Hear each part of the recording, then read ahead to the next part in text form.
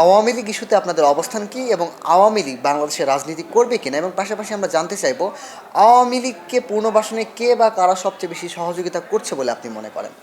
কথা হচ্ছে এরকম একটা স্বৈরাচার দেশটাকে প্রায় ধ্বংস করে দিয়ে গেছে, তারা এসে আবার এখানে রাজনীতি করবে এবং শেখ হাসিনার মন মানসিকতা নিয়ে এটা জনগণ চায় না, আমরাও চাই না।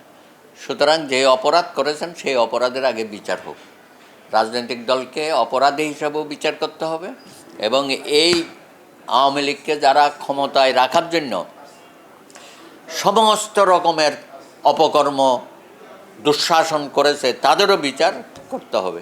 সুতরাং এই বিচার কাজটা দ্রুততম সময়ে করা দরকার। আমরা দেখছি সেখানেও একটু সময় নিচ্ছে। হ্যাঁ, একটা মামলারও এখনও চার্জশিট হয় নাই।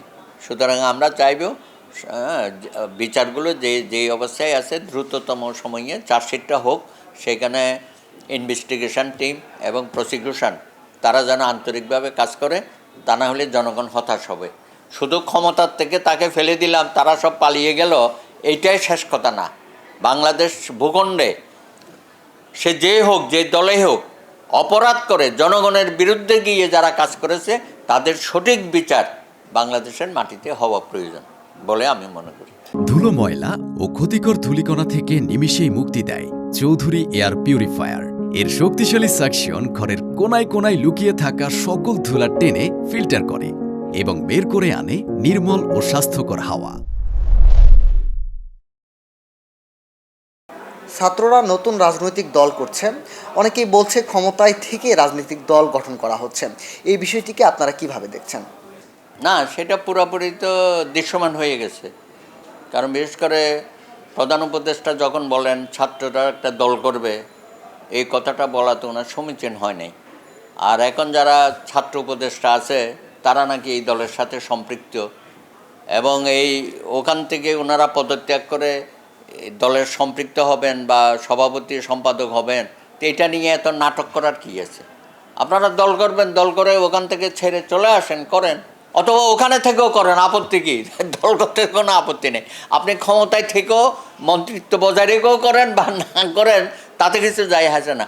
জনগণের সামনে আপনার চেহারাটা কী হবে জনগণই বিচার করবে, আপনার কর্মসূচি কী হবে, আপনার জনপ্রিয়তা কোথায় আছে সেটা ভোটের মাধ্যমেই প্রকাশ হবে। সুতরাং এখানে গর্জন তর্জন করে কোনো লাভ নাই, কারণ মাঠে যারা রাজনৈতিক দল আছে এটা কোনো 2-5 বছরের বিষয় না, বছরের পর বছর তারা মাটি কামড়ে তৃণমূলে থেকে এই রাজনৈতিক দলগুলো করেছে। সুতরাং তার পাশাপাশি যদি আরেকটি রাজনৈতিক দল বাংলাদেশে তৈরি হয়, ইতিমধ্যে আমি শুনেছি গত 6 মাসে 16টা নতুন রাজনৈতিক দলের আবির্ভূত হয়েছে। সুতরাং আপনি 16-র সাথে যদি আরেকটা বাড়াইতে চান 17টা হবে, তাতে আপত্তি কিছু নাই। অথবা আপনি যদি সবার চেয়েও ভালো করেন তাতেও আমাদের আপত্তি নেই, জনগণ যদি আপনাদেরকে গ্রহণ করে, এবং সেটা একমাত্র ভোটের মাধ্যমেই তার আমরা ফলাফল দেখতে পাবো আগামী দিনে জাতীয় সংসদ নির্বাচনের মধ্য দিয়ে। অনেকেই কিন্তু আনুপাতিক হারে নির্বাচনের কথা বলছে, সেই ক্ষেত্রে আপনাদের অবস্থান কি থাকবে? না, সেটার ব্যাপারে আমরা একমত না, কারণ আনুপাতিক হারে ভোট হওয়ার এখন কোনো অবস্থান বাংলাদেশে নাই। আর সেরকম বিষয়গুলো আপনি আগামী দিনে সংসদের উপর ছেড়ে দেন।